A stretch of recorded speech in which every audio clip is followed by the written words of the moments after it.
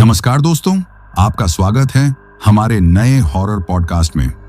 दोस्तों, आज का हॉरर पॉडकास्ट रणधीर जी की है, तो चलिए अब यह कहानी रणधीर जी के नजरिया से सुनते हैं। लेकिन उससे पहले आप लोगों से एक रिक्वेस्ट है, अगर आप लोग चैनल पर नए हैं तो चैनल को सब्सक्राइब करें और हाइप पॉइंट भेजकर अपना सपोर्ट जरूर दिखाएं। तो अब ज्यादा समय नहीं लेते हैं, चलिए कहानी की शुरुआत करते हैं। दोस्तों, मेरा नाम रणधीर है, उम्र यही कोई 40 के आसपास होगी। पेशे से मैं एक ट्रक ड्राइवर हूं। लोग कहते हैं 40 की उम्र में आदमी सठियाने लगता है, लेकिन मैं कहता हूं आदमी पकने लगता है। जिंदगी की धूप छांव, अच्छे बुरे रास्ते सब देख चुका होता है, और मैंने तो कुछ ज्यादा ही देखे हैं। पिछले 20 साल से यही कर रहा हूं, सड़कों को नाप रहा हूं। ये जो लोहे का बड़ा सा दानव आप देख रहे हैं ना, जिसे दुनिया ट्रक कहती है, यही मेरा घर है, यही मेरी दुनिया।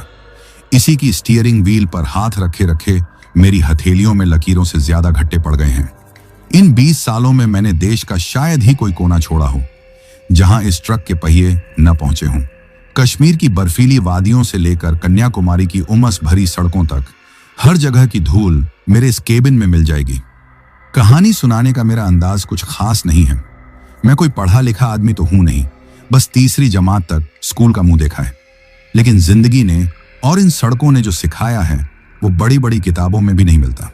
आज जो कहानी मैं आपको सुनाने जा रहा हूं वो किसी सुनी सुनाई बात या किताबी किस्से का हिस्सा नहीं है। ये वो हकीकत है जो मेरे खून में, मेरी सांसों में आज भी एक ठंडे डर की तरह दौड़ती है। ये उस एक रात की कहानी है जिसने मुझे यकीन दिला दिया कि दुनिया में सिर्फ वो ही नहीं है जो हमें अपनी आंखों से दिखाई देता है।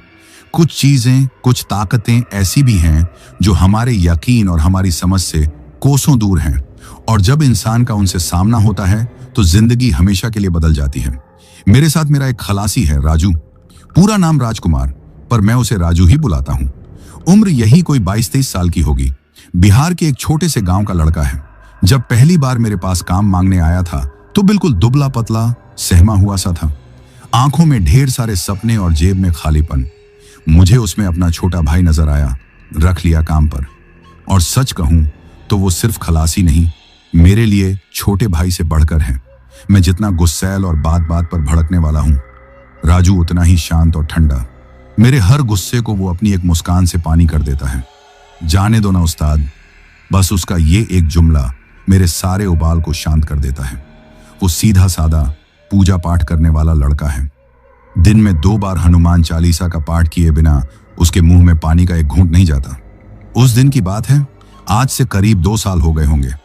कड़ाके की ठंड पड़ रही थी। दिल्ली में तो वैसे भी दिसंबर की सर्दी हड्डियों तक कांप जाती है। हमें दिल्ली के एक बड़े कारोबारी का माल लेकर जयपुर के लिए निकलना था।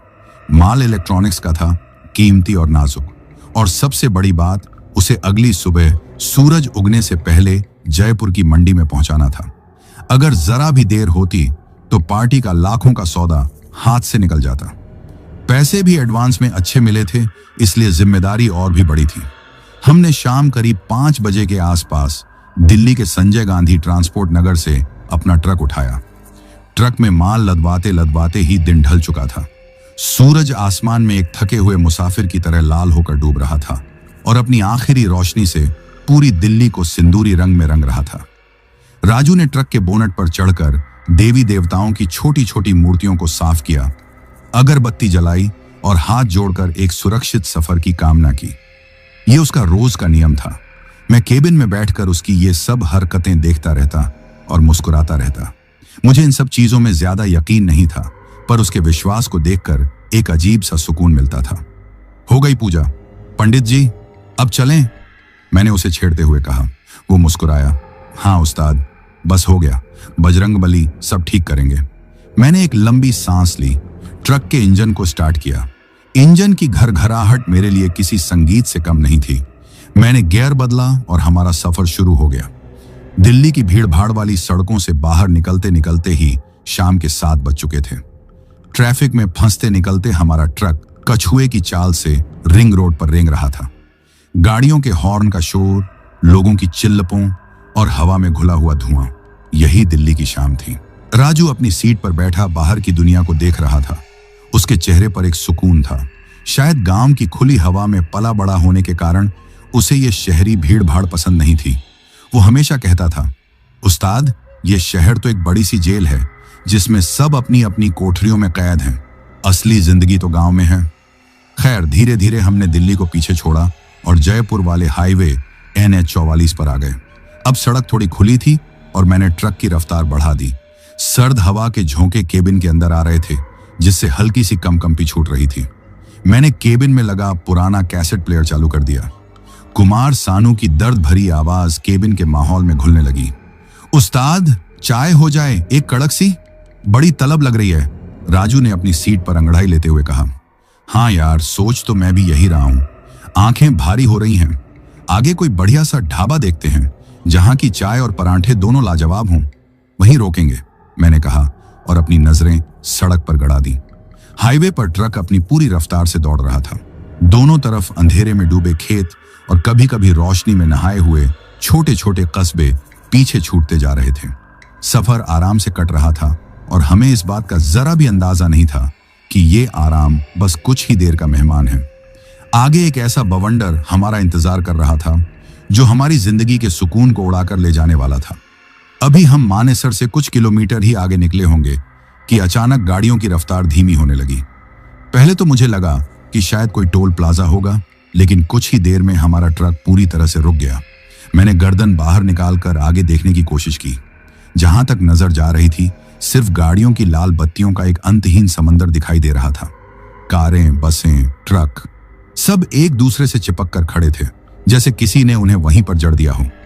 लगता है बहुत लंबा जाम है, उस्ताद, राजू ने अपनी सीट से उठकर झांकते हुए कहा। उसकी आवाज में चिंता साफ झलक रही थी। मेरा माथा ठनक गया। यह कोई मामूली जाम नहीं था, यह महाजाम था। मैंने ट्रक का इंजन बंद कर दिया ताकि डीजल की बचत हो सके। हम दोनों चुपचाप बैठे रहे, इस उम्मीद में कि शायद कुछ देर में गाड़ियां आगे बढ़ने लगेंगी। 10 मिनट बीते, फिर 20 मिनट, आधा घंटा गुजर गया, लेकिन जाम टस से मस नहीं हुआ। अब हमारी बेचैनी बढ़ने लगी थी। मैं जरा नीचे उतरकर देखता हूं, माजरा क्या है, मैंने दरवाजा खोलते हुए कहा। मैं ट्रक से नीचे उतरा। चारों तरफ एक अजीब सा माहौल था। कुछ लोग अपनी गाड़ियों से बाहर निकलकर झुंड बनाकर बातें कर रहे थे। कुछ गुस्से में हॉर्न बजा रहे थे, तो कुछ बस चुपचाप अपनी किस्मत को कोस रहे थे। हवा में एक अजीब सी बेचैनी और फ्रस्ट्रेशन घुली हुई थी। मैं आगे की तरफ बढ़ा और दूसरे ट्रक ड्राइवरों के एक झुंड के पास जाकर खड़ा हो गया। क्या हुआ भाई साहब, ये जाम कैसा है? मैंने एक अधेड़ उम्र के सरदार जी से पूछा, जो अपनी पगड़ी संभालते हुए किसी को फोन पर गालियां दे रहे थे। सरदार जी ने गुस्से में मेरी तरफ देखा। ओए, जाम नहीं, जनाजा है ये। आगे 2 ट्रकों और एक बस की भयानक टक्कर हो गई है। कहते हैं कई लोग मरे हैं। पुलिस और क्रेन पहुंच तो गई है, पर इस मलबे को हटाने में कम से कम 5-6 घंटे लगेंगे। समझ लो, आज की रात यहीं सड़क पर ही कटेगी। ये सुनकर तो जैसे मेरे पैरों के नीचे से जमीन ही खिसक गई। 5-6 घंटे, इसका मतलब था कि हम सुबह तो क्या, दोपहर तक भी जयपुर नहीं पहुंच सकते। लाखों का माल, पार्टी का सौदा, हमारी साख, सब दांव पर लगा था। मैं सिर पकड़कर वहीं बैठ गया। समझ नहीं आ रहा था कि क्या करूं। मैं भारी कदमों से वापस अपने ट्रक की ओर लौटा। राजू बेसब्री से मेरा इंतजार कर रहा था। मेरे चेहरे का उतरा हुआ रंग देखकर ही वो समझ गया कि मामला गंभीर है। क्या हुआ उस्ताद? मैंने उसे सारी बात बता दी। सुनकर उसका चेहरा भी पीला पड़ गया। अब क्या होगा उस्ताद? सेठ जी तो हमें कच्चा चबा जाएंगे। वही तो मैं भी सोच रहा हूं, मैंने कहा और ट्रक की टंकी पर बैठकर सिगरेट सुलगा ली। ठंडी हवा में सिगरेट का गर्म धुआं एक अजीब सा सुकून दे रहा था, लेकिन मेरे दिमाग में तूफान मचा हुआ था। समय रेत की तरह हाथ से फिसलता जा रहा था और हम लाचार थे। रात गहरा रही थी और साथ ही गहरा रहा था हमारा संकट। हम उस अंतहीन जाम में किसी कैदी की तरह फंस चुके थे और बाहर निकलने का कोई रास्ता नजर नहीं आ रहा था। या शायद एक रास्ता था, एक ऐसा रास्ता जो हमें मंजिल तक जल्दी पहुंचा सकता था, लेकिन वो हमें किस कीमत पर वहां पहुंचाता, इसका अंदाजा हमें बिल्कुल नहीं था। रात के करीब 9:30 बज रहे होंगे। कड़ाके की ठंड अब नसों में जमने लगी थी। ट्रक का केबिन भी अब ठंडा हो चुका था। मैंने सिगरेट का आखिरी कश खींचा और उसे सड़क पर फेंक दिया। चिंगारी एक पल के लिए भड़ दहाकी और फिर अंधेरे में खो गई, ठीक मेरी उम्मीद की तरह। हम पिछले 1.5 घंटे से एक ही जगह पर खड़े थे। जाम में फंसी गाड़ियों का शोर अब धीरे धीरे कम हो रहा था, जैसे सब ने अपनी हार मान ली हो। लोग अब अपनी अपनी गाड़ियों में दुबक कर बैठ गए थे, शायद सो गए थे या फिर हमारी ही तरह अपनी किस्मत को कोस रहे थे। उस्ताद, राजू की दबी हुई आवाज ने मेरी सोच को तोड़ा। मैंने बिना उसकी तरफ देखे जवाब दिया। एक बात कहूं, गुस्सा तो नहीं करोगे? अब क्या बचा है कहने सुने को, कह डाल। मेरी आवाज में हताशा साफ थी। उस्ताद, मैंने आपसे कहा था ना, थोड़ा पीछे एक रास्ता कट रहा था, कच्चा सा, गांव की तरफ जा रहा था। क्या पता वो हमें इस जहन्नुम से बाहर निकाल दे। राजू ने एक बार फिर हिम्मत करके कहा। मैं गुस्से से उसकी तरफ पलटा। पागल हो गया है क्या राजू? रात के अंधेरे में अनजान गांव के रास्ते पर इस 14 चक्के के दानों को लेकर जाऊं? तुझे अंदाजा भी है कि गांव की सड़कें कैसी होती हैं? कहीं कोई पुलियां टूटी मिल गई या रास्ता तंग हुआ तो ना हम आगे के रहेंगे न पीछे के। यहीं सड़क पर फंसे हैं, कम से कम सुरक्षित तो हैं। वहां तो मदद के लिए कोई चिल्लाने वाला भी नहीं मिलेगा। मेरी डांट सुनकर राजू चुप हो गया। उसने अपनी नजरें झुका ली। मुझे भी अपनी झल्लाहट पर थोड़ा अफसोस हुआ। गुस्सा जाम पर था, लेकिन निकल राजू पर रहा था। वो भी तो हमारी भलाई के लिए ही कह रहा था। मैं जानता था कि वो सेठ जी की डांट से कितना डरता है। वो नहीं चाहता था कि हमारी वजह से सेठ का नुकसान हो और हमारी साख खराब हो। कुछ देर केबिन में खामोशी छाई रही। बाहर किसी एम्बुलेंस का सायरन गूंजा, जो धीरे धीरे हमारे पास से गुजरकर आगे अंधेरे में कहीं खो गया। उस आवाज ने मेरे अंदर एक अजीब सी सिहरन पैदा कर दी। एक्सीडेंट कितना भयानक होगा, यह सोचकर ही दिल कांप गया। लेकिन उस्ताद, यहां रुकने का भी तो कोई मतलब नहीं है, राजू ने फिर से धीरे से कहा। इस बार उसकी आवाज में जिद थी। सरदार जी कह रहे थे कि 5-6 घंटे लगेंगे। सुबह के 4-5 बजे तक तो जाम नहीं खुलेगा। उसके बाद भी गाड़ियां रेंग रेंग कर चलेंगी। हम किसी भी हाल में दोपहर से पहले जयपुर नहीं पहुंच सकते। सेठ जी को क्या जवाब देंगे? और अगर वो रास्ता सच में आगे हाईवे पर निकल गया तो हम 2-3 घंटे में ही इस जाम को पार कर लेंगे। उसकी बातों में दम था। मेरा दिमाग भी अब इसी दिशा में सोचने लगा था। एक तरफ था जाना पहचाना, सुरक्षित लेकिन बंद रास्ता। दूसरी तरफ था एक अनजान, जोखिम भरा लेकिन खुला हुआ रास्ता। एक तरफ निश्चित नुकसान था और दूसरी तरफ एक उम्मीद, एक जुआ। और ट्रक ड्राइवरों की जिंदगी तो होती ही एक जुआ है। हर मोड़ पर, हर सफर में हम एक नया दांव ही तो खेलते हैं। मैंने एक लंबी सांस ली। ठीक है, मैंने आखिरकार कहा, तेरी बात मान लेता हूं, लेकिन अगर रास्ते में कुछ भी ऊंच नीच हुई तो सारी जिम्मेदारी तेरी होगी। मेरी हाँ सुनते ही राजू के चेहरे पर रौनक लौट आई। आप चिंता मत करो उस्ताद, बजरंग बली पर भरोसा रखो, सब ठीक होगा। अब असली चुनौती थी इस महाजाम में ट्रक को पीछे ले जाने की। यह हाथी को सुई के नक्के से निकालने जैसा था। मैंने ट्रक स्टार्ट किया। पीछे की गाड़ियों के ड्राइवर शायद सो रहे थे। मैंने जोर से हॉर्न बजाया। कुछ लोग हड़बड़ाकर अपनी गाड़ियों से बाहर निकले।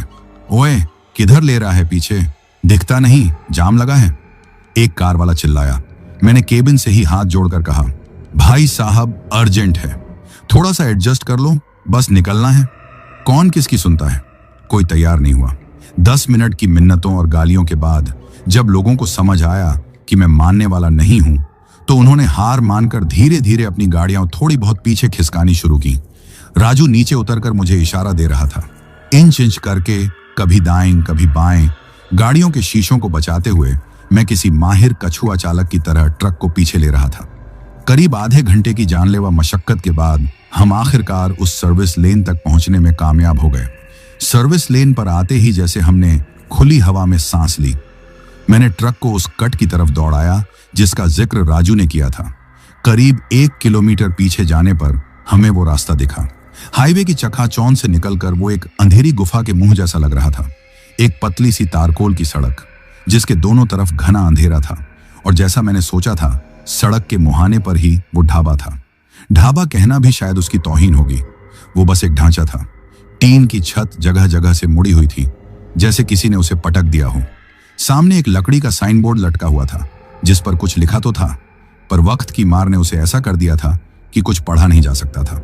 ढाबे के बाहर एक अकेला बल्ब टिमटिमा रहा था, जैसे अपनी आखिरी सांसें गिन रहा हो। उस बल्ब के चारों तरफ कीड़े मकोड़ों का एक झुंड किसी अजीब से नृत्य में मग्न था। बाहर धूल भरी 2-4 चारपाइयां बेतरतीबी से पड़ी थीं और एक कोने में अंगीठी की आग लगभग बुझ चुकी थी। बस कुछ कोयले दहक रहे थे जो उस अंधेरे में किसी जानवर की आंखों की तरह लग रहे थे। पूरे माहौल में एक अजीब सी मनहूस सी खामोशी थी। हाईवे का शोर अब बहुत दूर रह गया था। यहां सिर्फ झींगुरों की एक लय में आती आवाज थी और हवा की साई साई। मुझे यहां पहुंचते ही एक अजीब सी बेचैनी होने लगी। उस्ताद, यहीं पूछ लेते हैं रास्ते का, राजू ने कहा और दरवाजा खोलकर उतर गया। मैं भी भारी मन से नीचे उतरा। हम दोनों ढाबे की तरफ बढ़े। जैसे ही हम पास पहुंचे, अंगीठी के पास अंधेरे में बैठी एक परछाई हिली। वो एक बूढ़ा आदमी था, शायद ढाबे का मालिक। उसने हमें देखा, पर उसके चेहरे पर कोई भाव नहीं आया। न कोई हैरानी, न कोई स्वागत, बस एक खालीपन।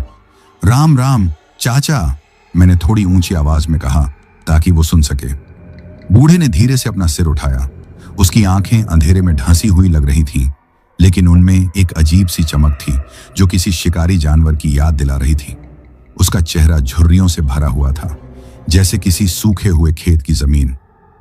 राम राम, उसकी आवाज निकली जो किसी सूखी हुई कुएं से आती हुई लग रही थी, बहुत भारी और खुरदरी। चाचा, एक मदद चाहिए थी। ये जो रास्ता अंदर जा रहा है, ये कहां तक जाएगा? ट्रक लेकर जा सकते हैं क्या? मैंने सीधे मुद्दे की बात की। बूढ़े ने हमें कुछ देर तक घूरा। उसकी नजरें हमारे चेहरे से होती हुई हमारे ट्रक पर जाकर टिक गईं। ऐसा लगा जैसे वो हमें नहीं, हमारे अंदर झांक रहा हो। फिर वो धीरे से बोला, रास्ता तो आगे शाहपुरा के पास ही हाईवे से मिला देगा तुमको। शॉर्टकट है, 30-40 किलोमीटर बच जाएंगे तुम्हारे। उसकी बात सुनकर राजू की आंखों में चमक आ गई। और रास्ता ठीक तो है ना चाचा? मतलब पक्का है? ट्रक तो निकल जाएगा ना आराम से? बूढ़े के होठों पर एक अजीब सी मुस्कान उभरी। उसके पीले पान से सने दांत उस टिमटिमाती रोशनी में और भी भयानक लग रहे थे। हाँ हाँ, रास्ता तो पक्का है, राजा महाराजाओं के जमाने का है। बस अब चलता नहीं है कोई इस पर, सुनसान रहता है। उसकी बात का आखिरी हिस्सा मुझे खटक गया। चलता क्यों नहीं है कोई? मैंने पूछ ही लिया। कौन जाएगा बाबूजी? जब बढ़िया हाईवे बना है तो?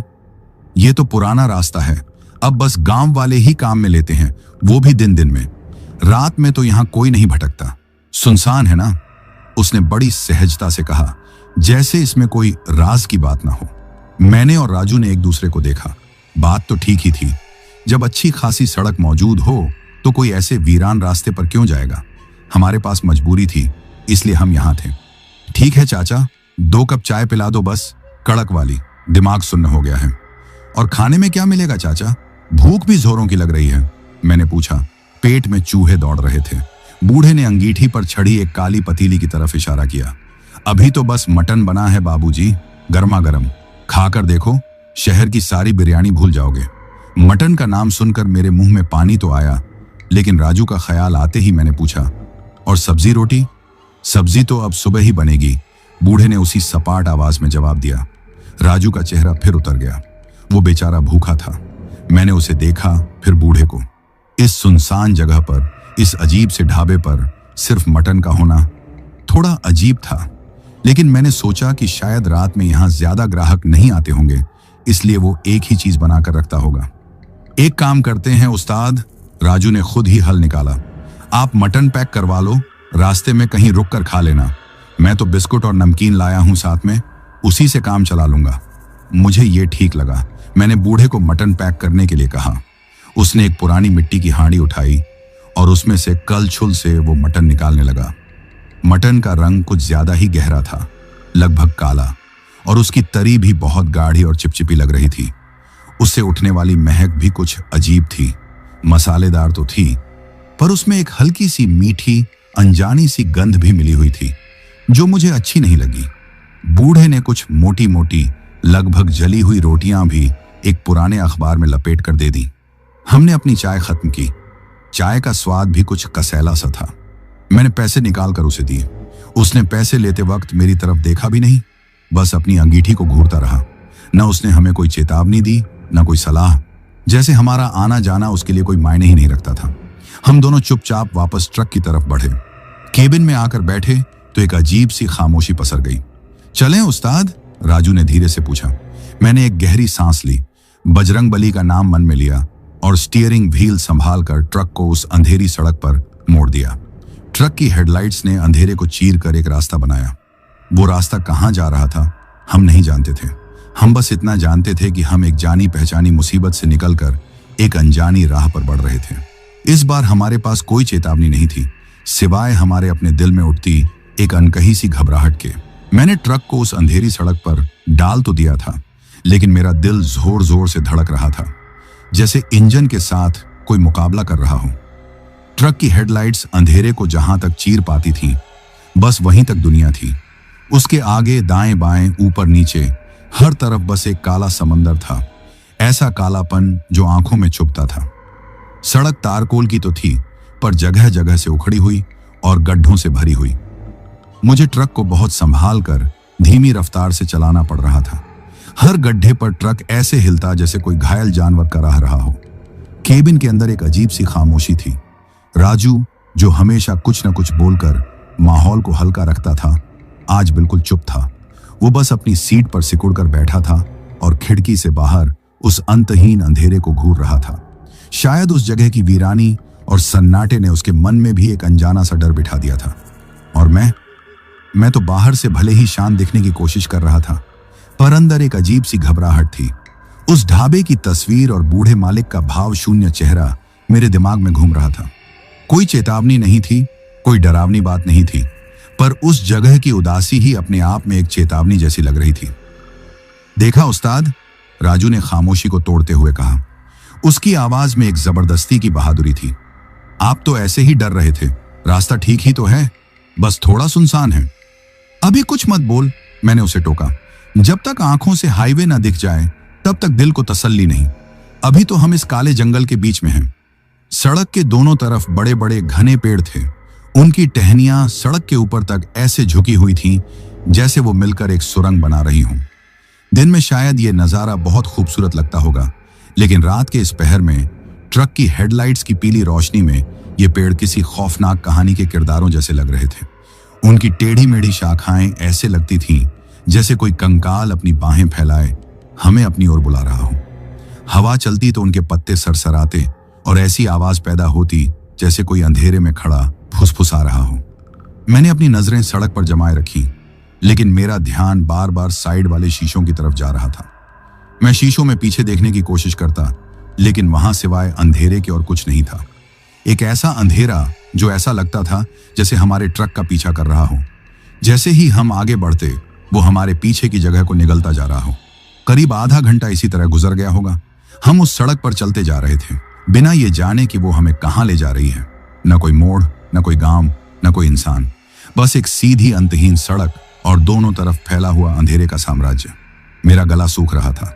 मैंने पानी की बोतल उठाई और एक घूंट पिया।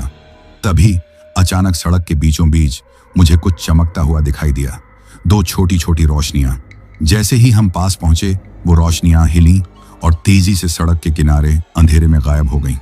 वो क्या था उस्ताद? राजू ने घबराकर पूछा। कोई जानवर होगा, सियार या जंगली बिल्ली। डर मत, मैंने उसे तसल्ली दी, हालांकि मेरा खुद का दिल जोर से धड़क गया था। इस सुनसान सड़क पर कुछ भी अनहोनी जैसा लगता था। हम थोड़ा और आगे बढ़े। अब सड़क के किनारे खेत शुरू हो गए थे। मक्के या बाजरे की ऊंची ऊंची फसल लहलहा रही थी।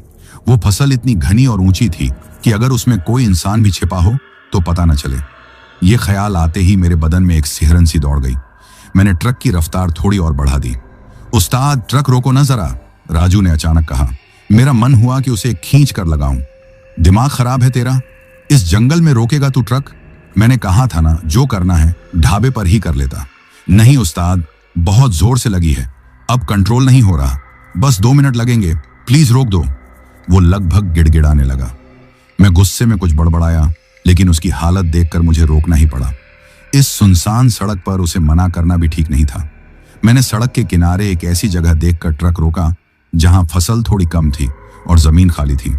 जल्दी करके आ और ज्यादा दूर मत जाना, यहीं आसपास ही निपट ले, मैंने उसे हिदायत दी। हाँ उस्ताद, बस 2 मिनट, अभी आया, कहकर राजू दरवाजा खोलकर नीचे उतरा। ट्रक की केबिन लाइट एक पल के लिए जली और मुझे उसका चेहरा दिखाई दिया। वो थोड़ा पीला पड़ रहा था। फिर उसने दरवाजा बंद कर दिया और सड़क पार करके खेतों की तरफ अंधेरे में चला गया। मैंने देखा वो धीरे धीरे उस ऊंची फसल के बीच कहीं गुम हो गया। मैंने इंजन बंद नहीं किया। मैं चाहता था कि ट्रक की हेडलाइट्स जलती रहें ताकि थोड़ी रोशनी रहे। मैं स्टीयरिंग पर हाथ रखे उसका इंतजार करने लगा। 1 मिनट गुजरा, 2 मिनट। झींगुरों की आवाज अब और भी तेज लग रही थी। हवा की साएं साएं अब किसी के रोने जैसी लग रही थी। मैंने घड़ी देखी, 5 मिनट हो चुके थे। इतनी देर कौन लगाता है? मेरे मन में ख्याल आया, शायद पेट खराब होगा बेचारे का। मैंने हॉर्न पर हाथ रखा, फिर हटा लिया। सोचा बेचारा परेशान होगा, हॉर्न बजाकर उसे और परेशान करना ठीक नहीं। मैंने इंतजार करना ही बेहतर समझा। 7 मिनट, 8 मिनट। अब मुझे बेचैनी होने लगी। मेरा दिल अकारण ही तेज धड़कने लगा था। उस जगह का सन्नाटा मेरे दिमाग पर असर करने लगा था। पर राजू तो ना औरत है न बच्चा। मैंने अपने मन को समझाया, मैं खामखा डर रहा हूं। 10 मिनट बीत गए। अब मेरी सहन शक्ति जवाब दे रही थी। इस भयानक सन्नाटे में, इस अनजान जगह पर एक एक पल एक एक घंटे जैसा लग रहा था। अरे राजू, ओए राजू! मैंने केबिन का शीशा नीचे करके आवाज लगाई। मेरी आवाज उस खामोशी में दूर तक गई और फिर उसी में खो गई। कोई जवाब नहीं आया, बस हवा की सरसराहट और झींगुरों का शोर। मेरा दिल अब बुरी तरह से घबराने लगा। मुझे लगा जैसे मेरे चारों तरफ का अंधेरा और भी घना हो गया है, जैसे वो मेरे ट्रक को, मुझे अपनी गिरफ्त में ले रहा है। मैंने फिर से आवाज लगाई, इस बार और जोर से। राजू, कहां मर गया बे? जवाब क्यों नहीं दे रहा? इस बार भी कोई जवाब नहीं। अब मुझे पक्का यकीन हो गया कि कुछ तो गड़बड़ है, बहुत बड़ी गड़बड़। मेरे माथे पर पसीने की बूंदें उभर आईं, जबकि बाहर कड़ाके की ठंड थी। मेरे हाथ कांपने लगे थे। हजारों बुरे ख्याल मेरे दिमाग में एक साथ दौड़ने लगे। कहीं किसी जानवर ने हमला तो नहीं कर दिया, या कोई और। 15 मिनट, पूरे 15 मिनट गुजर चुके थे। राजू वापस नहीं आया था। वो ऐसे गायब हो गया था जैसे कभी था ही नहीं। मैं अब और इंतजार नहीं कर सकता था। हर हाल में मुझे उसे ढूंढना था। वो मेरा खलासी ही नहीं, मेरा छोटा भाई था। मैं उसे इस तरह अकेले नहीं छोड़ सकता था। मैंने मन को पक्का किया। सीट के नीचे से मैंने लोहे की एक मोटी रॉड निकाली, जो हम अक्सर टायर बदलते वक्त इस्तेमाल करते हैं। उसे हाथ में पकड़ते ही थोड़ा हौसला आया। फिर मैंने अपना मोबाइल फोन उठाया और उसकी टॉर्च जला ली। एक गहरी लंबी सांस खींचकर मैंने ट्रक का भारी दरवाजा खोला। कर्र की एक कर्कश आवाज के साथ दरवाजा खुला और वो आवाज उस रात के सन्नाटे में किसी धमाके की तरह गूंजी। मैंने अपना एक पैर नीचे जमीन पर रखा। जमीन बर्फ की तरह ठंडी थी। मैं ट्रक से नीचे उतरा और दरवाजा धीरे से बंद कर दिया। अब मैं उस अंतहीन अंधेरे में, उस सुनसान सड़क पर अपने ट्रक के पास अकेला खड़ा था। मेरे एक हाथ में मोबाइल की टॉर्च थी और दूसरे में लोहे की रॉड। हवा का एक ठंडा झोंका आया और मेरे बदन में एक सिहरन दौड़ गया। मैंने मोबाइल की रोशनी उस तरफ डाली जहां राजू गया था। रोशनी ऊंची ऊंची फसल पर पड़ रही थी, जिससे लंबी लंबी डरावनी परछाइयां बन रही थीं। ऐसा लग रहा था जैसे उस फसल के अंदर सैकड़ों लोग छिपे हों और मुझे घूर रहे हों। मेरा दिल मुंह को आ रहा था, लेकिन मैंने हिम्मत नहीं हारी। मैंने अपना पहला कदम उस अंधेरे की ओर बढ़ाया जहां मेरा भाई, मेरा राजू, खो गया था। मैं ट्रक से उतरकर उस घने अंधेरे में अकेला खद्दा था। मेरे कानों में मेरे ही दिल की धड़कनें हथौड़े की तरह बज रही थीं। एक हाथ में मोबाइल की कांपती हुई रोशनी और दूसरे हाथ में लोहे की ठंडी रॉड। हवा का हर झोंका अपने साथ एक अनजानी सरसराहट लाता और मेरे रोंगटे खड़े कर जाता। मैंने एक लंबी गहरी सांस ली, जैसी गोताखोर पानी में उतरने से पहले लेता है, और अपना पहला कदम खेतों की ओर उस घने अंधेरे में बढ़ा दिया जहां राजू खो गया था। खेत की मेड़ पार करते ही मैं उस ऊंची फसल के बीच था। वो मक्के की फसल थी और इतनी ऊंची और घनी कि मेरे सिर से भी ऊपर थी। अंदर घुसते ही ऐसा लगा जैसे मैं किसी भूल भुलैया में आ गया हूं। बाहर की जो थोड़ी बहुत चांदनी थी, वो भी अब यहां तक नहीं पहुंच रही थी। मेरे मोबाइल की टॉर्च की रोशनी एक पतली सी लकीर बना रही थी और उस लकीर के दायरे से बाहर हर तरफ घना स्याह अंधेरा था। फसल के सूखे पत्ते मेरे पैरों के नीचे चरमराहट की आवाज कर रहे थे और हर आवाज मेरे ही कलेजे पर चोट कर रही थी। मैं धीरे धीरे आगे बढ़ रहा था और चारों तरफ टॉर्च घुमाकर देखने की कोशिश कर रहा था। राजू, ओए राजू, कहां है तू? मैंने फुसफुसाते हुए आवाज दी। मैं जोर से चिल्लाना चाहता था, लेकिन एक अनजाने डर ने मेरा गला जकड़ रखा था। मुझे लग रहा था कि अगर मैं जोर से चिल्लाया तो मैं किसी सोए हुए खतरे को जगा दूंगा। के बीच हवा ऐसे घूम रही थी कि हर पल एक नया धोखा होता। कभी लगता कि मेरे ठीक बगल से कोई गुजरा है, कभी लगता कि कोई मेरे पीछे खड़ा है। मैं हर आहट पर चौंक कर पलटता, रॉड को मजबूती से पकड़ता, पर वहां सिवाय हिलते हुए मक्के के पौधों के और कुछ नहीं होता। वो पौधे भी हेडलाइट्स की रोशनी में ऐसे लग रहे थे जैसे सूखे हुए इंसानी हाथ हों जो मुझे पकड़ने के लिए बढ़ रहे हैं। मैं और अंदर तक चला गया। राजू, जवाब दे यार, मजाक मत कर। मेरी आवाज में अब डर के साथ साथ एक गुजारिश भी थी। तभी मेरे पैर से कुछ टकराया। मैंने टॉर्च नीचे की। वो पानी की एक पुरानी टूटी हुई बोतल थी, शायद राजू की ही हो। मैंने उसे उठाया। एक उम्मीद जगी कि शायद वो यहीं कहीं आसपास है। मैंने चारों तरफ टॉर्च घुमाई। कुछ दूर पर मुझे जमीन पर कुछ निशान दिखे। ऐसा लगा जैसे कोई यहां घिसटता हुआ गया हो। मेरा दिल डूब गया। कहीं किसी ने उस पर हमला तो नहीं कर दिया? मैं उन निशानों के सहारे आगे बढ़ने लगा। मेरा दिल बैठा जा रहा था। मैं भगवान से मना रहा था कि राजू ठीक हो। वो निशान कुछ दूर जाकर एक घनी झाड़ी के पास खत्म हो गए। मैंने टॉर्च झाड़ी के अंदर मारी। अंदर सिवाय सूखे पत्तों और जंगली घास के कुछ नहीं था। कोई खून का धब्बा नहीं, कोई कपड़े का टुकड़ा नहीं, कुछ भी नहीं। ऐसा लगा जैसे वो निशान बस मुझे यहां तक लाने के लिए ही बने थे। मैं वहीं जमीन पर बैठ गया। मेरी हिम्मत जवाब दे रही थी। करीब 10 मिनट तक मैं इसी तरह उस फसल के जंगल में राजू को पुकारता रहा, उसे ढूंढता रहा, पर उसका कोई नामो निशान नहीं मिला। वो ऐसे गायब हो गया था जैसे जमीन उसे निगल गई हो या आसमान उठा ले गया हो। अब मेरे अंदर का डर मुझ पर हावी हो रहा था। मुझे लगने लगा कि इस जगह पर और रुकना खतरे से खाली नहीं है। राजू तो नहीं मिल रहा था, कहीं मैं भी ना खो जाऊं। मैंने एक आखिरी बार चारों तरफ देखा, एक आखिरी बार उसे आवाज दी, और जब कोई जवाब नहीं मिला तो भारी मन और कांपते कदमों से मैंने वापस ट्रक की तरफ लौटना शुरू कर दिया। वापस लौटना और भी ज्यादा भयानक था। अब मुझे हर पल यह लग रहा था कि कोई मेरा पीछा कर रहा है। मैं बार बार पलटकर देखता, पर अंधेरे के सिवा कुछ नहीं था। मैं लगभग दौड़ता हुआ उस फसल से बाहर निकला और वापस सड़क पर आया। दूर खड़ा मेरा ट्रक अपनी जलती हुई हेडलाइट्स के साथ किसी महफूज पनाहगाह जैसा लग रहा था। मैं तेजी से ट्रक की ओर बढ़ा। मैं बस जल्दी से जल्दी उस केबिन में घुसकर दरवाजा बंद कर लेना चाहता था, लेकिन जैसे ही मैं ट्रक के पास पहुंचा, मैं ठिठक कर रुक गया। मेरे रोंगटे खड़े हो गए। ट्रक का दूसरी तरफ का यानी खलासी वाली सीट का दरवाजा खुला और बंद हुआ।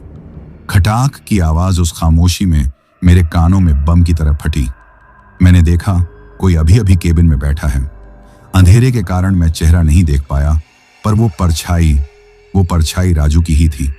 एक पल के लिए मेरे पूरे बदन में राहत की एक लहर दौड़ गई। जान में जान आई, लेकिन अगले ही पल मेरा खून खौलने लगा। हरामखोर, मैं मन ही मन बुदबुदाया। मैं यहां जंगल में पागलों की तरह उसे ढूंढ रहा हूं, और यह बदमाश चुपचाप आकर ट्रक में बैठ गया। मैं गुस्से में लगभग दौड़ता हुआ अपने साइड पहुंचा और झटके से दरवाजा खोलकर केबिन में चढ़ गया। कहां मर गया था बे? मैं उस पर बरस पड़ा। और ये क्या तमाशा है? मैं 20 मिनट से जंगल में तुझे आवाजें दे रहा हूं और तू यहां आकर ऐसे बैठ गया जैसे कुछ हुआ ही नहीं। उसने मेरी तरफ पलट कर देखा। केबिन की धीमी रोशनी में उसका चेहरा दिखाई दिया। वो राजू ही था, पर कुछ तो अजीब था। उसके चेहरे पर कोई डर, कोई घबराहट, कोई शर्मिंदगी नहीं थी, बस एक सपाट सा भाव था। अरे उस्ताद, आप तो खामखा ही परेशान हो जाते हो, उसने बड़ी लापरवाही से जवाब दिया। उसकी आवाज भी थोड़ी अलग लग रही थी, थोड़ी गहरी, थोड़ी भारी। कहाँ तो था पेट में गड़बड़ है, सो जरा दूर निकल गया था खेतों में। टाइम लग गया, आप तो टेंशन ही ले लेते हो। मैं उसका जवाब सुनकर हैरान रह गया। टेंशन ले लेता हूं? अरे तेरी वजह से मेरी जान हलक में आ गई थी। एक आवाज नहीं दे सकता था तुम? अब छोड़ो भी उस्ताद, आ तो गया ना, चलें अब, वैसे ही बहुत देर हो गई है। उसने बात को ऐसे टाल दिया जैसे कुछ हुआ ही ना हो। मुझे उसका यह रवैया बहुत ही अजीब लगा। जो राजू मेरी एक हल्की सी डांट पर मुंह लटका लेता था, वो आज इतनी बड़ी बात को इतनी आसानी से उड़ा रहा था। मैंने उसे गौर से देखा। उसकी आंखों में कुछ तो अलग था। वो हमेशा की तरह शांत और सरल नहीं लग रही थी। उनमें एक अजीब सी, अपरिचित सी चमक थी। खैर, मैंने ज्यादा बात नहीं बढ़ाई। सोचा शायद डर के मारे ऐसा बर्ताव कर रहा हो। मैंने एक लंबी सांस छोड़ी और ट्रक को पहले गियर में डालकर धीरे धीरे आगे बढ़ा दिया। अब केबिन के अंदर का माहौल और भी ज्यादा बोझिल हो गया था। बाहर की खामोशी से ज्यादा भयानक खामोशी हमारे बीच थी। मैं ट्रक चला रहा था, पर मेरा पूरा ध्यान बगल वाली सीट पर था। मैं बार बार कनखियों से उसे देख रहा था। वो बिल्कुल शांत बैठा था, मूर्ति की तरह। न कोई हरकत, न कोई बात, बस सीधा सामने अंधेरे में घूर रहा था। उसका इस तरह शांत बैठना मुझे और भी ज्यादा डरा रहा था। 1 किलोमीटर, 2 किलोमीटर, 5 किलोमीटर ट्रक आगे बढ़ता जा रहा था। मेरे दिमाग में विचारों का तूफान चल रहा था। क्या हुआ होगा इसके साथ खेतों में? ये इतना बदल कैसे गया? ये वही राजू है जिसे मैं सालों से जानता हूं? हर सवाल मेरे दिमाग में हथौड़े की तरह लग रहा था। मैंने माहौल को हल्का करने की कोशिश की। राजू, गांव में सब ठीक है? माँ बापू ठीक हैं? उसने धीरे से अपनी गर्दन घुमाई। बस इतना ही कहा और फिर सामने देखने लगा। ये और भी अजीब था। अपने माँ बाप के जिक्र पर तो वो हमेशा भावुक हो जाता था, उनकी बातें करने लगता था। पर आज जैसे उसे कोई फर्क ही नहीं पड़ा। 10 किलोमीटर। ट्रक के मीटर पर मैंने 10 किलोमीटर का फासला तय होते हुए देखा। हम उस जगह से 10 किलोमीटर आगे आ चुके थे। शायद अब सब ठीक है। शायद मैं ही ज्यादा सोच रहा था। मैं अपने मन को यही तसल्ली दे रहा था कि तभी वो बोला, उस्ताद। उसकी वही भारी गहरी आवाज गूंजी। भूख लगी है? भूख लगी है? मैंने कहा। रुक, बिस्कुट का पैकेट देता हूं। बिस्कुट नहीं, उसने कहा और अपनी उंगली से डैशबोर्ड की तरफ इशारा किया, जहां वो मिट्टी की हांडी रखी थी। वो खाना है। ये सुनकर मैं सन्न रह गया। मेरे हाथ जहां थे वहीं रुक गए। मैंने हैरानी से उसकी तरफ देखा। तुझे क्या हुआ है राजू? तू तो मटन नहीं खाता, शुद्ध शाकाहारी है तू। अब लग रही है भूख तो खा लेता हूं, उसने लगभग झपटते हुए कहा। आप भी ना कितनी बातें पकड़कर बैठ जाते हो, लाओ जल्दी। और मेरे कुछ कहने से पहले ही उसने वो हांडी उठा ली। मैं हैरान, परेशान, बस उसे देखता रह गया। ये क्या हो रहा था? ये अविश्वसनीय था। मेरे दिमाग में खतरे की घंटी बजने लगी थी, पर मैं समझ नहीं पा रहा था कि यह खतरा है क्या। उसने हांडी का ढक्कन खोला। वही अजीब सी मीठी सी गंध फिर से केबिन में फैल गई। और फिर जो हुआ उसे देखकर मेरी आंखों पर यकीन करना मुश्किल हो गया। राजू ने रोटी का इंतजार नहीं किया। उसने सीधे अपने हाथ उस हांडी में डाले और मटन का एक बड़ा सा चिकनाई से लथपथ टुकड़ा निकाला और फिर किसी जंगली जानवर की तरह वो उस पर टूट पड़ा। वो उसे चबा नहीं रहा था, बल्कि उसके टुकड़े नोच नोच कर सीधे निकल रहा था। चरर चरर की आवाज के साथ वो हड्डी तक चबा रहा था। तरी और चर्बी उसके मुंह के किनारों से बहकर उसकी कमीज पर, सीट पर, हर जगह गिर रही थी। उसकी आंखें बंद थीं और चेहरे पर एक अजीब सी परमानंद वाली मुस्कान थी। मैं पत्थर बन चुका था। मेरा पूरा शरीर ठंडा पड़ गया था। मैं स्टीयरिंग व्हील पकड़े बस उस खौफनाक मंजर को देख रहा था। ये मेरा राजू नहीं था। ये राजू हो ही नहीं सकता था। मेरा राजू तो एक निवाला भी 100 बार चबाकर खाता था। और ये तो कोई वहशी दरिंदा था जो इंसान की खाल में मेरे बगल में बैठा था। उसने एक के बाद एक 3-4 बड़े बड़े टुकड़े इसी तरह निगल लिए। हांडी का ज्यादातर हिस्सा अब खाली हो चुका था। उसने अपनी चिकनी, खून जैसी तरी से सनी उंगलियों को अपनी जबान से छट-छट करके साफ किया। फिर उसने आंखें खोली और मेरी तरफ देखा। उसकी आंखों में अब वो अपरिचित चमक और भी ज्यादा थी। वो लाल हो रही थी और उसके होठों पर एक ऐसी मुस्कान थी जिसे देखकर किसी की भी रूह कांप जाए। राजू का जंगल में गायब हो जाना, उसका अजीब सा बर्ताव, 10 किलोमीटर की खामोशी और अब ये जानवरों की तरह मांस खाना, सारी कड़ियां मेरे दिमाग में एक एक करके जुड़ने लगी थी। और जब वो जुड़ी तो एक ऐसी तस्वीर बनी जिसने मेरे खून को मेरी नसों में जमा दिया। मुझे एक भयानक सच का एहसास हुआ, एक ऐसा सच जो मेरी कल्पना से भी परे था। ये मेरा राजू नहीं है। मैं एक शैतान के साथ इस बंद ट्रक में कैद हूं। वक्त जैसे थम गया था। मेरे कानों में मेरे खून के बहाव का शोर था और आंखों के सामने वो मंजर जो किसी जहन्नुम के सपने से भी बदतर था। मेरे बगल में बैठा वो जो राजू के जिस्म में था, अब सिर्फ एक वहशी दरिंदा लग रहा था। मिट्टी की वो खाली हांडी उसके पैरों के पास लुढ़की पड्डी थी। उसने अपनी लंबी भूरी जबान निकालकर अपने होठों के चारों तरफ फेरी, जैसे कोई शिकारी अपना शिकार खत्म करने के बाद आखिरी स्वाद ले रहा हो। उसकी वो हरकत इतनी गैर इंसानी थी कि मेरा दिमाग सुन्न पड़ गया। मैं न हिल पा रहा था, न कुछ बोल पा रहा था। मेरा शरीर मेरा साथ छोड़ चुका था। सिर्फ आंखें मजबूर थीं उस खौफ को देखने के लिए। मैं ट्रक चला रहा था, लेकिन कैसे मुझे खुद नहीं पता था। मेरे हाथ स्टीयरिंग व्हील पर जमे हुए थे और पैर एक्सेलरेटर पर। ऐसा लग रहा था जैसे मेरा शरीर कोई और चला रहा है और असली रणधीर कहीं अंदर कैद होकर बस ये सब देख रहा हूं। उसने अपनी गर्दन को एक अजीब से झटके से मेरी तरफ घुमाया। उसकी गर्दन घूमते वक्त छट की एक सूखी आवाज आई, जैसे कोई सूखी टहनी तोड़ता है। उस्ताद। उसकी आवाज अब राजू की नहीं थी तो वैसी ही, पर उसके पीछे एक और गहरी खुरदरी आवाज की परत थी, जैसे दो लोग एक साथ बोल रहे हों। और है। मेरी जबान तालू से चिपक गई थी। मैंने न में सिर हिलाने की कोशिश की, पर मेरा सिर हिला नहीं। खत्म हो गया। मेरे मुंह से सिर्फ एक टूटी फूटी फुसफुसाहट निकली, जो शायद उसे सुनाई भी नहीं दी होगी। उसने कुछ देर तक मुझे घूरा। उसकी आंखों में अब वो लाल चमक एक दहकते हुए कोयले की तरह लग रही थी। केबिन की पीली मध्यम रोशनी में उसका चेहरा पल पल रंग बदल रहा था।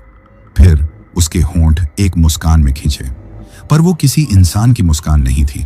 वो सिर्फ होंठों का खिंचाव था, जिसके पीछे कोई खुशी नहीं, सिर्फ एक भूखी खूंखार हवस थी। मटन नहीं है, उसने धीरे से कहा, एक एक शब्द को चबाते हुए। तो क्या हुआ?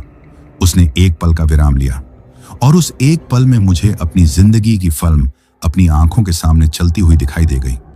मेरी बीवी का चेहरा, मेरे बच्चों की हंसी, मेरा घर, मेरा गांव, सब कुछ एक झटके में मेरे दिमाग से गुजर गया। हाँ, तू है ना? ये शब्द नहीं थे, ये मौत का फरमान था। ये वाक्य मेरे कानों से होता हुआ सीधे मेरे दिल में धंस गया और वहां जाकर फट गया। एक पल के लिए सब कुछ शांत हो गया। बाहर झींगुरों की आवाज, इंजन का शोर, हवा की साएं साएं, सब बंद। सिर्फ मेरे कानों में एक तेज टीं की आवाज गूंज रही थी। और फिर वो बदलने लगा। सबसे पहले उसकी आंखों में बदलाव आया। वो लाल कोयले अब और भी ज्यादा दहकने लगे। आंखों की पुतलियां फैलने लगी, जब तक कि आंखों का सफेद हिस्सा पूरी तरह खत्म नहीं हो गया। अब उसकी आंखों में सिर्फ दो लाल गोले थे, जिनमें न कोई भाव था, न कोई रहम, सिर्फ एक अंतहीन भूख थी। फिर मैंने वो आवाज सुनी, हड्डियों के छटकने की आवाज। छटर पटर की वो घिनौनी आवाज उसके अंदर से आ रही थी, जैसे कोई अंदर बैठकर उसके ढांचे को तोड़ मरोड़ रहा हो। उसका कद बढ़ने लगा। वो सीट पर बैठा बैठा ही लंबा होने लगा। उसका सिर अब ट्रक की छत से टकरा रहा था। उसके चेहरे की बनावट पिघलने लगी, जैसे मोम गर्मी से पिघलती है। उसकी नाक अंदर की तरफ धंसने लगी और उसकी जगह सिर्फ दो बड़े बड़े नथुने रह गए। उसका मुंह, हे मेरे मालिक, उसका मुंह फैलने लगा। उसके होंठ फटकर खींचने लगे, गालों तक पहुंच गए और एक चौड़ी भयावह दरार बन गई, जिसके अंदर मुझे नुकीले, सुई की तरह पतले और पीले दांतों की कई कतारें दिखाई दी। उसकी चमड़ी का रंग बदलने लगा। वो इंसानी भूरे रंग से बदलकर एक बीमार, चितकबरे, सलेटी काले रंग की होने लगी। जगह जगह से चमड़ी फट रही थी और उसके नीचे से खून नहीं, बल्कि एक गाढ़ा काले रंग का तरल रिस रहा था। राजू का चेहरा अब पूरी तरह से जा चुका था। उसकी जगह जो चीज मेरे बगल में बैठी थी, वो इस दुनिया की नहीं थी। वो किसी बुरे सपने की पैदाइश थी, किसी तांत्रिक के काले जादू का जीता जागता सबूत। उस पूरे बदलाव के दौरान उसके गले से एक घुरघुराहट, एक गुर्राने की आवाज निकल रही थी, जो किसी जानवर और मशीन का मिश्रण लग रही थी। मेरा दिमाग अब काम करना बंद कर चुका था। मैं सिर्फ एक जिंदा लाश था, जो अपनी मौत को अपने सामने तैयार होते हुए देख रहा था। ट्रक अब भी चल रहा था, सड़क पर दाएं बाएं लहराता हुआ, पर मुझे किसी चीज की सुध नहीं थी। उस जीव ने, उस छलावे ने अपना एक हाथ उठाया।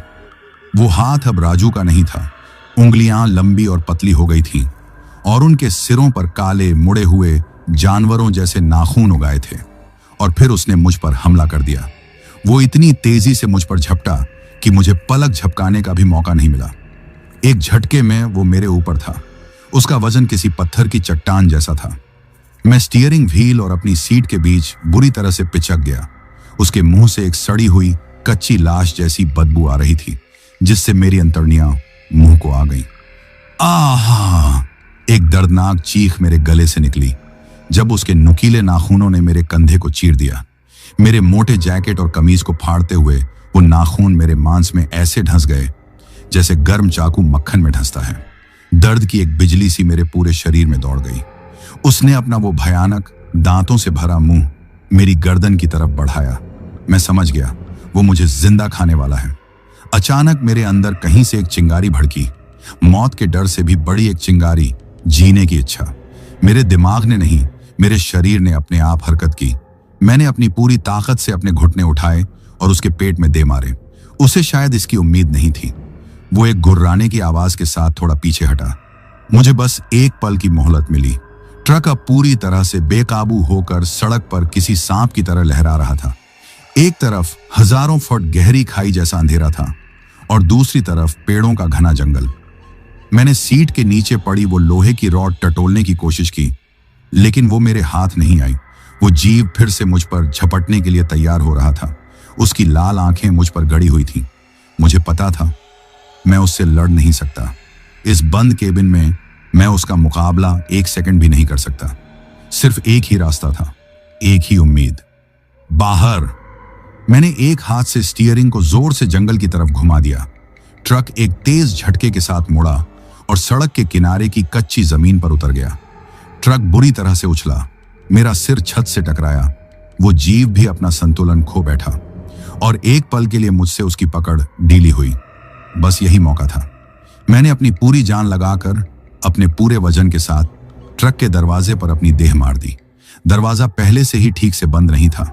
मेरे धक्के से उसका लॉक टूट गया और खटाक की तेज आवाज के साथ दरवाजा खुल गया। ठंडी तेज हवा का एक झोंका मेरे चेहरे से टकराया। बाहर भागते हुए पेड़ और जमीन का धुंधला नजारा दिखाई दिया। वो जीव फिर से मुंह तक पहुंचने के लिए लपका। उसके नाखूनों ने हवा में एक लकीर खींची, लेकिन तब तक बहुत देर हो चुकी थी। मैंने खुद को बाहर की तरफ धकेल दिया। एक पल के लिए मैं हवा में था। सब कुछ शांत हो गया। मुझे सिर्फ हवा की साएं साएं की आवाज सुनाई दे रही थी। नीचे अंधेरी जमीन किसी भूखे जानवर की तरह अपना मुंह खोले मेरा इंतजार कर रही थी। और फिर मैं जमीन से टकराया। एक भयानक असहनीय दर्द मेरे पूरे शरीर में फैल गया।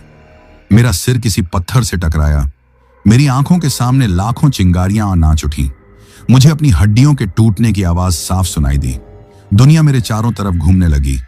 दूर कहीं मुझे मेरे ही ट्रक के बेकाबू होकर एक बड़े से पेड़ से टकराने की कान फाड़ देने वाली आवाज सुनाई दी।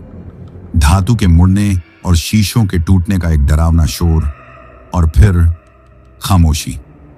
गहरी, ठंडी, जानलेवा खामोशी। सिर्फ मेरे कानों में एक धीमी होती रिंगटोन बज रही थी। मेरी आंखों के सामने अंधेरा छा गया था।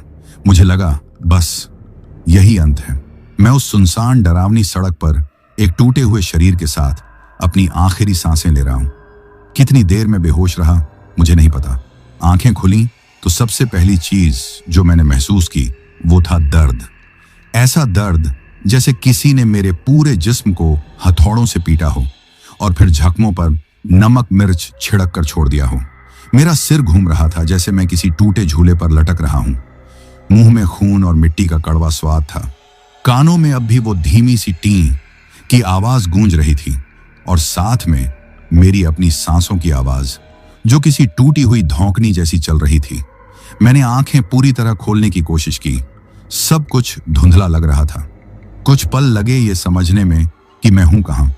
मैं उस सुनसान सड़क के किनारे कच्ची जमीन पर पड़ा था। मेरे ऊपर काला आसमान फैला था। न चांद था न तारे, सिर्फ एक काली चादर जो जमीन के अंधेरे से मिलकर पूरी दुनिया को एक बंद डरावने डब्बे जैसा बना रही थी। मैंने हिलने की कोशिश की और मेरे गले से एक दर्द से भरी चीख निकल गई। मेरा बायां हाथ बिल्कुल नहीं हिल रहा था। जब मैंने उसे देखने की कोशिश की तो वो एक अजीब कोण पर मुड़ा हुआ था, शायद टूट चुका था। दाहिने पैर में भी तेज चुभता हुआ दर्द था।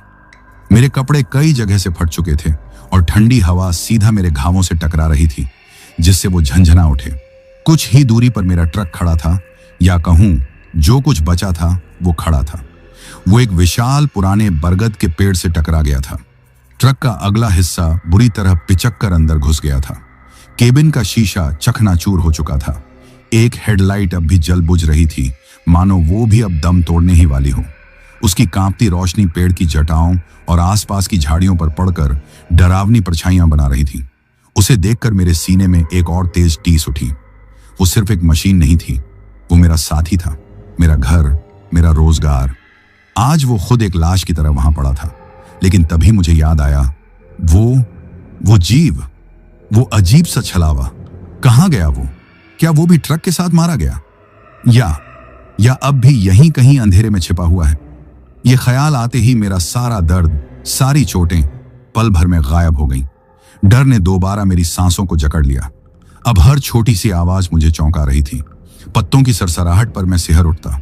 दूर किसी जानवर की आवाज सुनाई देती तो लगता वही दरिंदा पास आ रहा है।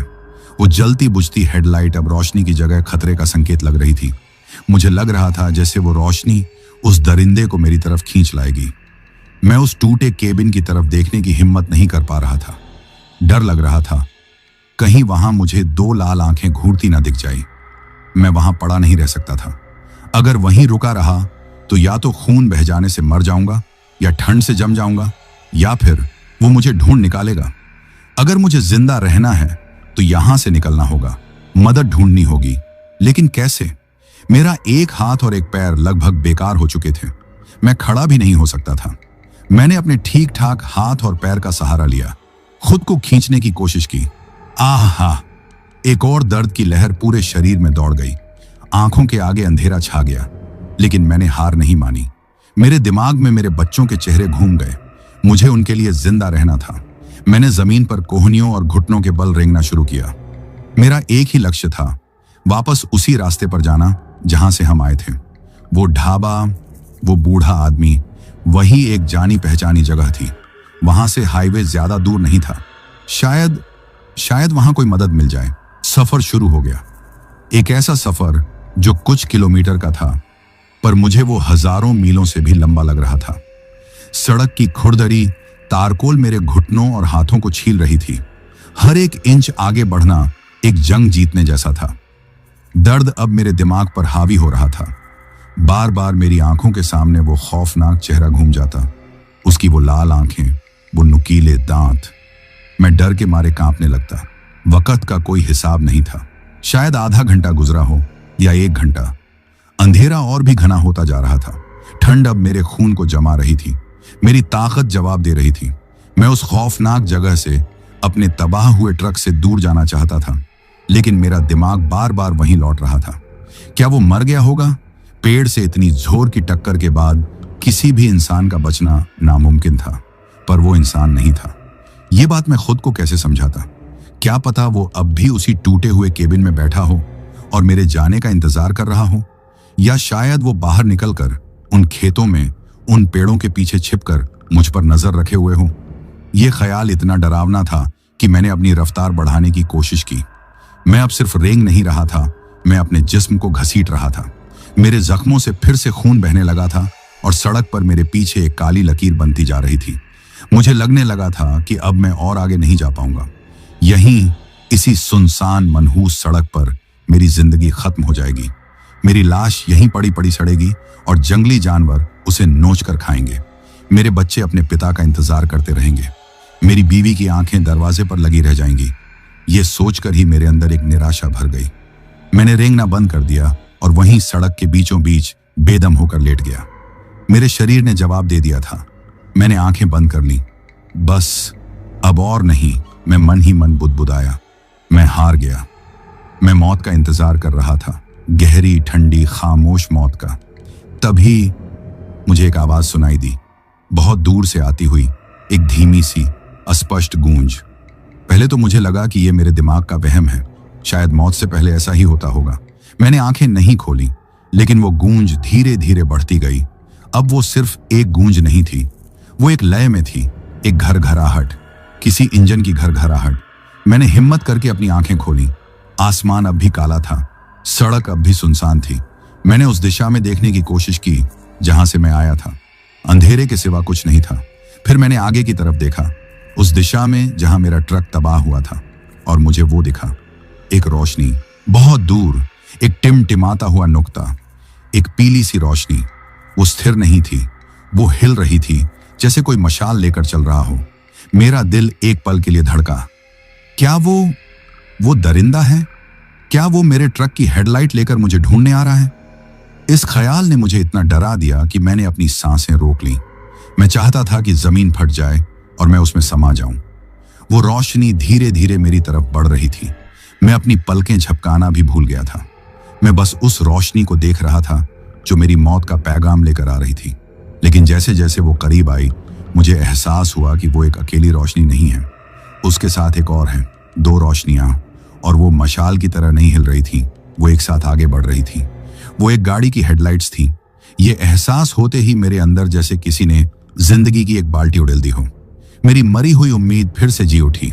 वो एक गाड़ी है, इसका मतलब है कि कोई और भी है इस सड़क पर, इंसान है, मुझे मदद मिल सकती है। मैंने अपनी सारी बची खुची ताकत को समेटा। मैं अपनी टूटी हुई बांह को हिला नहीं सकता था।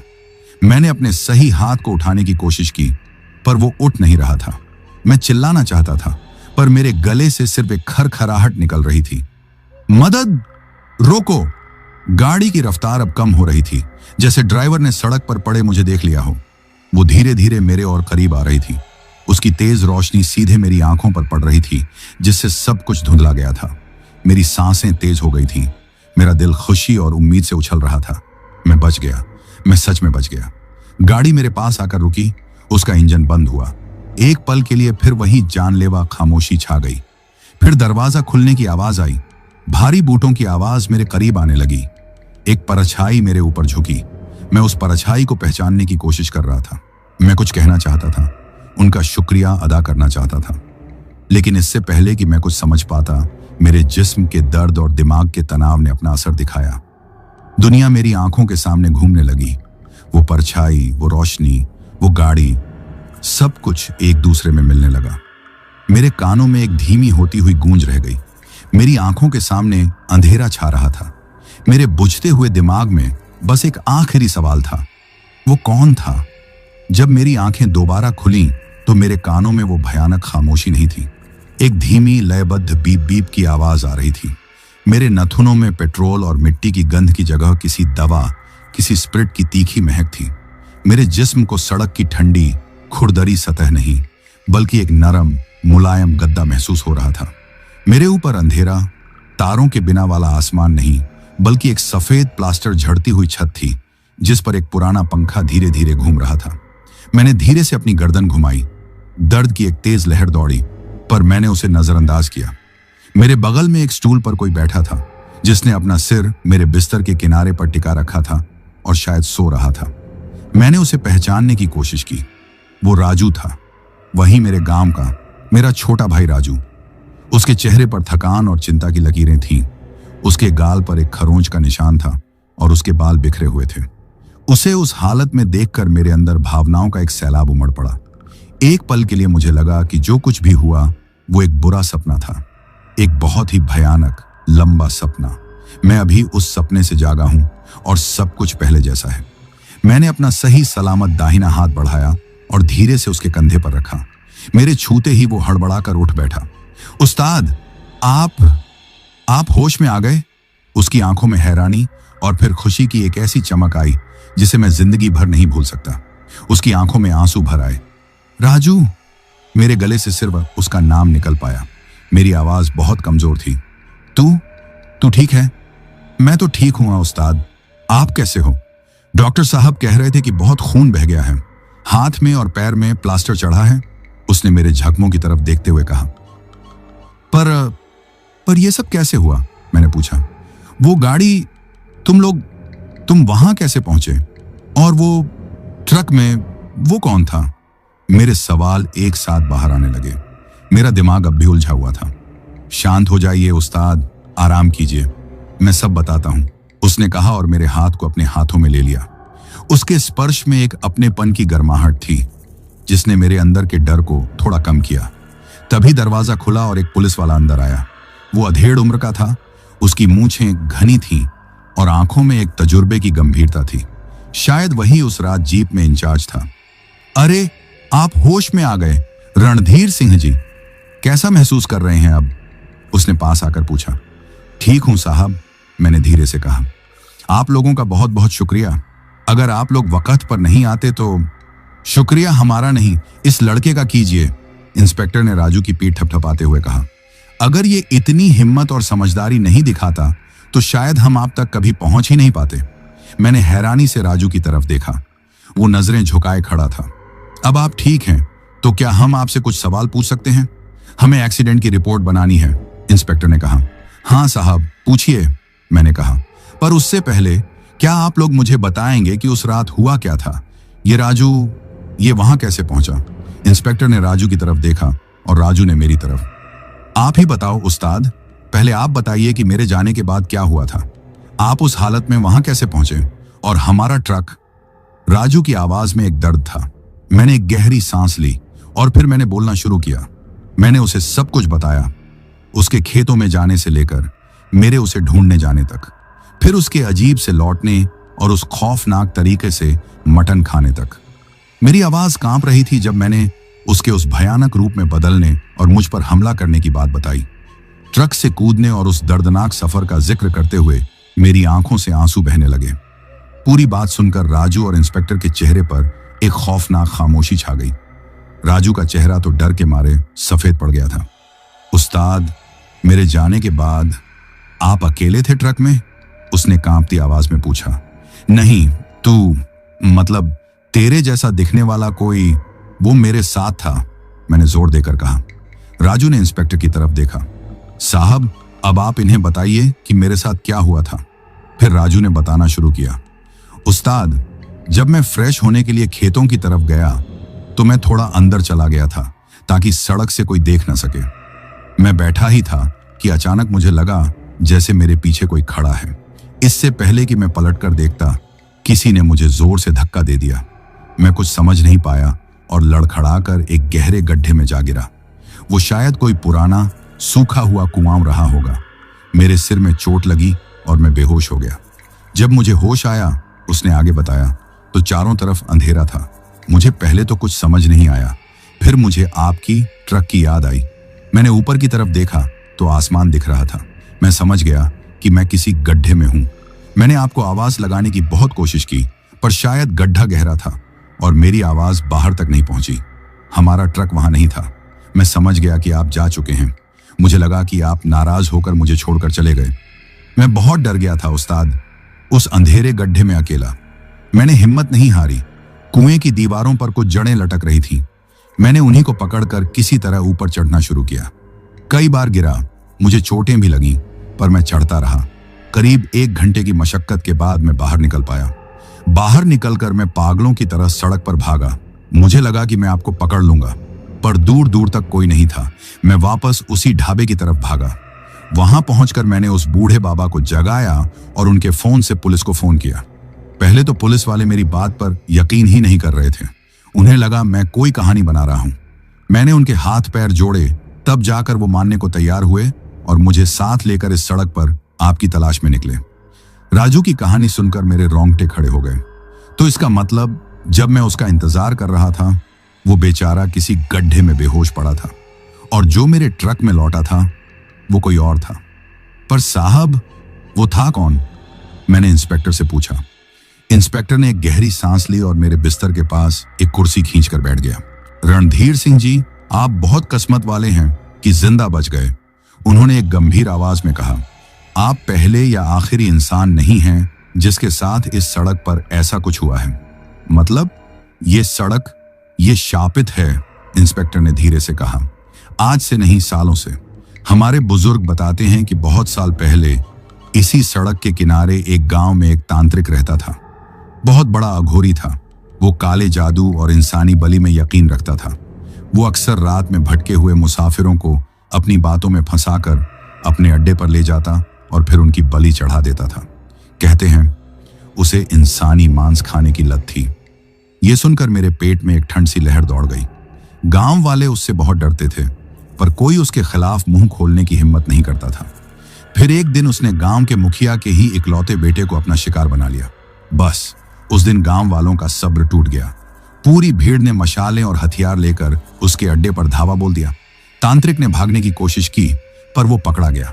गुस्साई भीड़ ने उसे इसी सड़क पर, उसी बरगद के पेड़ के नीचे जहां आपका ट्रक टकराया है, जिंदा जला दिया था। मरते मरते, इंस्पेक्टर ने आगे कहा, उसने श्राप दिया था कि उसकी आत्मा हमेशा इसी सड़क पर भटकेगी और हर मुसाफिर को अपना शिकार बनाएगी। वो कभी चैन से इस सड़क को पार नहीं कर पाएगा। तब से ये सड़क वीरान हो गई। लोग दिन में भी यहां आने से डरते हैं। कहते हैं उसकी आत्मा आज भी यहां भटकती है। वो एक छलावा है। वो किसी का भी रूप ले सकता है, आपके दोस्त का, किसी औरत का, किसी बच्चे का। वो आपको रोता गिड़गिड़ाता मिलेगा, मदद मांगेगा, और अगर आप उसके झांसे में आ गए तो वो आपको अपना शिकार बना लेगा। उसकी सबसे बड़ी पहचान है उसकी मांस की भूख। वो अपने शिकार को पहले मांस खिलाता है और जब वो खत्म हो जाता है तो फिर वो खुद शिकार पर हमला कर देता है। इंस्पेक्टर ने मेरी आंखों में देखते हुए कहा। अब सारी कड़ियां जुड़ चुकी थीं। ढाबे पर सिर्फ मटन का मिलना, राजू का कुएं में गिरना, उस छलावे का राजू का रूप लेकर लौटना, उसका जानवरों की तरह मटन खाना, और फिर उसका वो भयानक रूप। सब कुछ साफ हो गया था। मेरी आंखों के सामने वो मंजर फिर से घूम गया और मैं कांपने लगा। राजू ने मेरा हाथ कसकर पकड़ लिया। उस रात के बाद कई हफ्ते अस्पताल में गुजरे। मेरा हाथ और पैर जोड़ने में वक्त लगा, पर जिस्म के जख्म तो भर गए। दिमाग पर जो जख्म लगा था वो शायद कभी नहीं भरेगा। मैंने ट्रक चलाना छोड़ दिया। अब मैं अपने गांव में एक छोटी सी दुकान चलाता हूं। राजू भी मेरे साथ ही काम करता है। हम अब भाई से भी बढ़कर हैं। हम दोनों उस रात के बारे में ज्यादा बात नहीं करते, पर हम दोनों जानते हैं कि हम एक दूसरे की वजह से ही जिंदा हैं। कभी कभी आज भी जब रात में अकेला होता हूं तो वो खौफनाक चेहरा मेरी आंखों के सामने आ जाता है। वो लाल आंखें, वो नुकीले दांत, और उसकी वो आखिरी बात, मटन नहीं है तो क्या हुआ, तू है ना। मैं आज भी सिहर उठता हूं। उस रात ने मुझे एक बात सिखा दी। इस दुनिया में बहुत कुछ ऐसा है जो हमारी समझ और विज्ञान से परे है। कुछ रास्ते सिर्फ मंजिल तक नहीं, मौत तक भी जाते हैं, और कुछ सड़कों पर सिर्फ गाड़ियां नहीं, शैतान भी सफर करते हैं। तो दोस्तों, यह कहानी यही खत्म हुई। और अगर आप लोग भी चाहते हैं कि आपका नाम वीडियो में लिया जाए तो अपना नाम और अपने शहर का नाम वीडियो में कमेंट करें। अगर आपको यह कहानी पसंद आई हो तो वीडियो को लाइक और चैनल को सब्सक्राइब करें ताकि और भी डरावनी कहानियां में आप तक पहुंच सकें। कहानी को अंत तक सुनने के लिए दिल से धन्यवाद दोस्तों। आज के लिए बस इतना ही। मिलते हैं जल्द ही कुछ नई कहानियों के साथ। तब तक के लिए अपना ध्यान रखिए।